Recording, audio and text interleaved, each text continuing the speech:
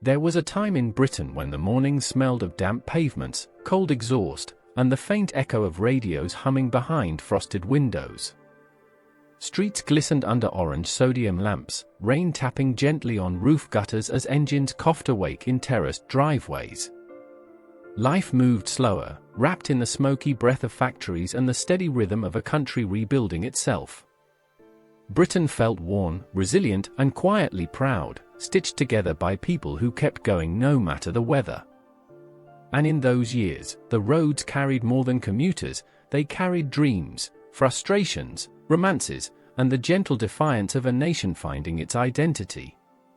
These are the cars that captured that spirit and turned ordinary days into unforgettable memories. The 60s and 70s were decades of change, where Britain lived between optimism and grit.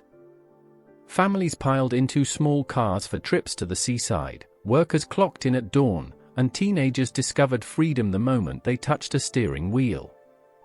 Petrol was cheap enough to dream, the motorways were still young, and every journey felt like hope in motion.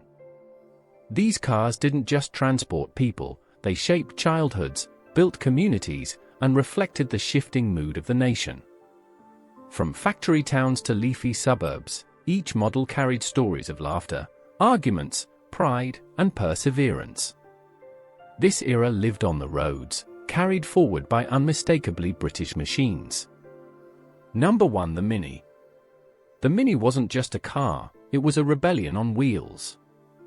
Launched into a Britain craving innovation, it stood small, stubborn, and brilliantly clever. Its compact frame slipped through narrow streets with cheeky confidence, almost winking at you as it passed. Families loved it for its affordability, young people claimed it for its personality, and the country embraced it as a symbol of British ingenuity. It represented a new kind of pride, practical, fun, and unpretentious. In cities like Birmingham and London, the Mini became a cultural heartbeat, weaving through traffic like it owned the rhythm.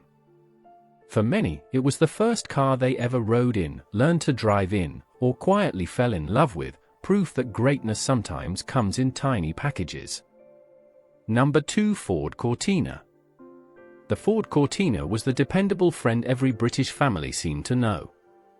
It represented aspiration without pretension, a car for the working man who wanted something that felt just a touch nicer than the everyday grind. Its design was simple yet confident, giving households a sense of upward mobility as it sat proudly outside red brick semis. People loved it because it felt honest, solid on the road, predictable in corners, and comfortable enough for a full family, dog included. On weekend trips to Blackpool or Brighton, Cortinas lined the motorways like a traveling community, each carrying its own stories. In an era defined by class lines, the Cortina blurred them, offering ordinary people a taste of something better without ever losing its humble charm. Number 3. Rover P6. The Rover P6 brought a sense of refined respectability to middle-class Britain. It wasn't flashy, but it carried an unmistakable air of cultured calm, the kind favored by teachers, civil servants, and professionals who valued quiet sophistication. Families remember its reassuring hum on long drives, its comfortable seats, and the feeling that they were traveling in something grown-up. It fit perfectly with the era's shifting culture, more educated, more worldly, yet still distinctly British. Magazines praised its innovative engineering, while owners loved how effortlessly it blended practicality with style. In suburban driveways, the P6 stood like a polite gentleman, never demanding attention but always earning admiration. For many children of the 60s and 70s, riding in a P6 felt like stepping briefly into a more refined world. Number 4. Austin Allegro. The Austin Allegro arrived with bold promises, and instantly sparked debates across the country. Some adored its quirky shape, others declared it an unforgivable design crime. It became the kind of car Britain joked about, defended, and secretly admired all at once. The square steering wheel became a national conversation, a symbol of ambitious ideas that didn't always land. Yet its flaws gave it charm. Villages and towns shared stories of the Allegro that wouldn't start, or the door that needed a special touch to close. And still, people kept them running because that was the British way, grumbling, laughing, and pushing forward with pride. The Allegro wasn't perfect, but it reflected a nation willing to experiment, argue, and ultimately laugh at itself. Number 5. Ford Escort MK1. The Ford Escort MK1 became the people's champion. Cheap to buy, economical to run, and simple to fix, it gave countless families their first real taste of independence. For working-class households, the Escort wasn't just a vehicle, it was progress. It meant day trips to the coast, camping holidays in Wales, and the freedom to visit relatives miles away. Its unpretentious nature made it lovable, while its reliability made it indispensable. Young couples learned to build their lives around it, parents trusted it with precious cargo, teenagers begged for the keys every weekend.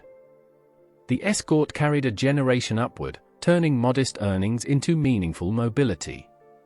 For many, it was the first car that felt truly theirs, symbolizing both practicality and possibility in equal measure. Number 6. Hillman Imp. The Hillman Imp arrived as an ambitious underdog, light, spirited, and packed with innovation for its time.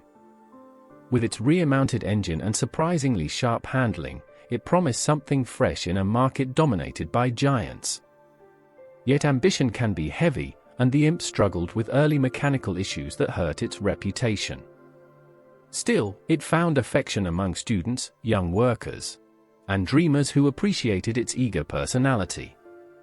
It zipped around university towns, parked outside bedsits, and became part of youthful adventures filled with uncertainty and hope. The Imp's flaws made it human, its charm made it memorable. For those who drove it, the Imp wasn't just transport, it was a companion in the chapters where life felt messy, unpredictable, and wonderfully open. Number 7. Jaguar XJ6. The Jaguar XJ6 floated through British roads with the quiet confidence of old-world prestige. It wasn't a car you saw every day. When one glided past, people noticed. Sleek, elegant, and unmistakably aristocratic, it belonged to business magnates, doctors, and the comfortably successful. Yet its beauty never felt arrogant, it carried a dignified calm, like a well-tailored coat passed down through generations. On long country drives, the XJ6 felt almost weightless, smoothing out bumps as though protecting its passengers from the world's rough edges. Owning one conveyed status, but more importantly, a sense of achievement. For many Britons, seeing an XJ6 in the driveway meant someone had made it, not through luck, but through years of steady, determined effort. Number 8. MGB Roadster. The MGB Roadster captured the youthful, romantic spirit of Britain like few cars ever could. It was the car you imagined on winding coastal roads, roof down, scarf fluttering in the salty wind. Students fell in love with it, young professionals saved for it, and countless couples shared their earliest memories inside its snug cabin. It wasn't the most powerful machine, but its charm was irresistible. Rainy afternoons turned into adventures, summer evenings felt endless. The MGB embodied the blend of optimism and melancholy that defined British youth, hopeful dreams set against unpredictable weather. It was freedom, flirtation, and nostalgia rolled into one. Even today, seeing one pass by is like watching a memory drive itself into the present. Number 9. Morris Marina. The Morris Marina became one of the most common sights on British roads, a true workhorse of its time. Practical, straightforward, and available in countless variants, it served families, small businesses, and tradesmen with equal loyalty.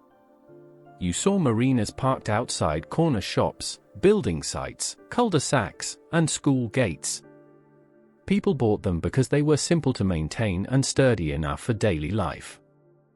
They weren't glamorous, but they were dependable companions through early morning commutes and late-night drives home. Many remember the Marina estate packed with shopping bags, tools, or holiday luggage, its suspension creaking but determined. In a Britain where reliability mattered more than excitement, the Marina earned its place as a quiet, hard-working staple of everyday life. Number 10. Austin Maxi. The Austin Maxi stepped into an era defined by industrial tension and economic uncertainty. Factories were striking, unions were rising, and Britain's automotive industry wavered between pride and frustration. The Maxi reflected that struggle, innovative in concept, but often hampered by the chaos surrounding its production.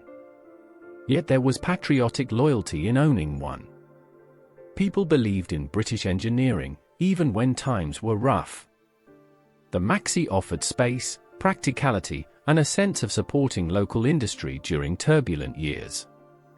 Families forgave its quirks because it represented something bigger than convenience. It was a symbol of endurance. In a landscape of layoffs and headlines, the Maxi stood as a reminder that Britain's spirit persisted, even when its factories trembled. These cars weren't perfect, but perfection was never the point.